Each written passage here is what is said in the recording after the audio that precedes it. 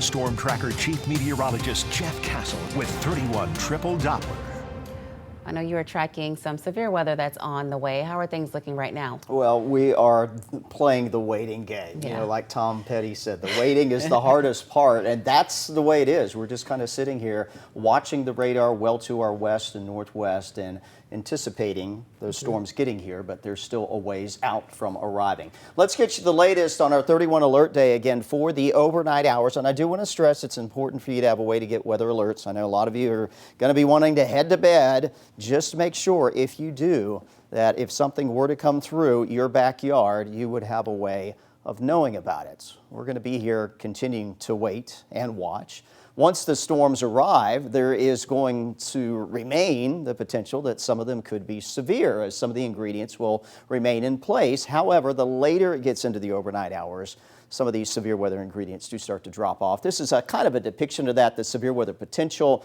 Notice where we are right now, kind of middle of the road here, which means if we had storms, very likely they would be severe at the moment, but we don't. So even though the ingredients are in place, the storms are not here yet. Once they get here, 2, 3, 4 o'clock in the morning, you can still see a large part of North Alabama in particular still seeing that potential that there may be some severe weather that occurs with them. So even though it's going to be a late arrival, may back off on the overall severity as a result, but it doesn't mean that it's going to completely go away. Overnight into tomorrow morning, though, you do see by 6 a.m. on your Saturday, we've really decreased the severe weather potential out there. That'll also correspond to the end of any storm activity, although rain may linger a little bit longer near or just past sunrise on Saturday, but then that'll be about it. These are the threats we continue to watch for tonight. Once the storms arrive, 60, 70 mile per hour winds, that's the highest threat. Large hail, though, will be a possibility. The tornado threat is lower. It's not zero. And we're waiting to see what's going to happen. I mentioned earlier tornado watch to the north of us. We got tornado watches west and to our northwest.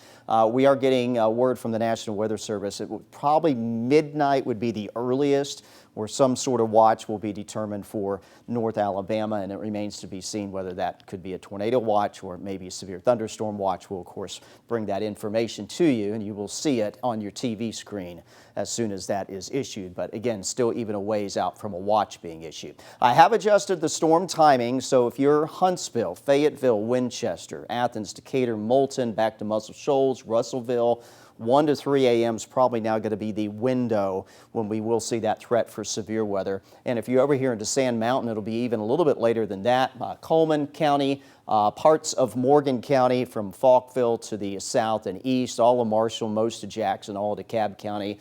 We're now going to be watching between about 2 and 4 o'clock in the morning. So again, when we told you this would be late, we're hoping it wasn't going to be this late, but that is the way it's turning out. Nothing on 31 Triple Doppler right now, but we've got it all ready to go, waiting for the storms to arrive. Again, they're back into far northwest Tennessee, one batch there, and then another batch that is organizing here close to Little Rock.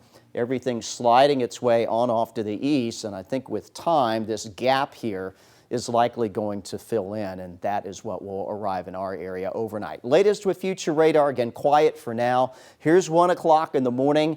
Perhaps starting to see some activity there. Giles, Lawrence, Wayne County, Tennessee. That'll continue to build into North Alabama towards the state line by 2 or 3 o'clock in the morning. But you can see the slow progression of the storms, but they will be packing a punch. 5 o'clock in the morning. The leading edge of all this stretching from Fort Payne to Gunnersville, back north of Coleman, back to Haleyville. And again, there could still be some isolated severe potential out of this before it settles to our south around daybreak tomorrow. From there, rest of your Saturday, I tell you what, looks good. Sunshine at the lunch hour, sunny and dry tomorrow afternoon. We do bring perhaps some more storms in later Saturday night into Sunday morning. And we may get another batch after a break around midday tomorrow or on Sunday into the late afternoon hours. And we'll have to keep an eye on that as well. Low-end chance, lower chance than even tonight, that some of that activity could be severe late Saturday night and anything that we see during the day on Sunday. So we'll watch that. Again, your Saturday, clouds early. Rain should wrap up, though, prior to sunrise for most of us. And we got sunny and warm conditions tomorrow afternoon, mid-upper 80s. Might even be flirting with 90 degrees in a few spots west of I-65. Here's your WAAY 31 storm tracker. 10-day, that rain chance Sunday early, and then maybe again late into the afternoon. 83 for the high then. A little bit of a break on Monday. And then there's another system coming in Tuesday into Wednesday next week. That one will be accompanied by a fairly stout cold front. You can see how that brings the temperatures down late next week. Low 70s for highs, some mornings in the 50s for a while.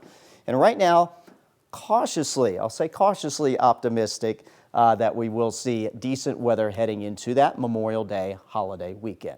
We'll be back right after this.